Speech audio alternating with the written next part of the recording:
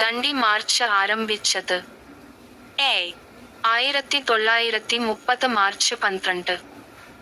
B 1931 March 12.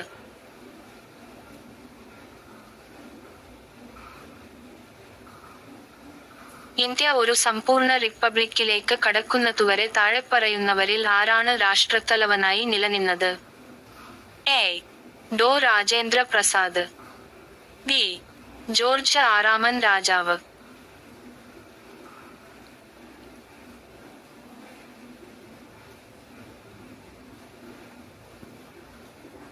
India സന്ദർശിച്ച ആദ്യ ബ്രിട്ടീഷുകാരൻ? A Vasco da Gama. B John മിൽഡൻഹാൾ.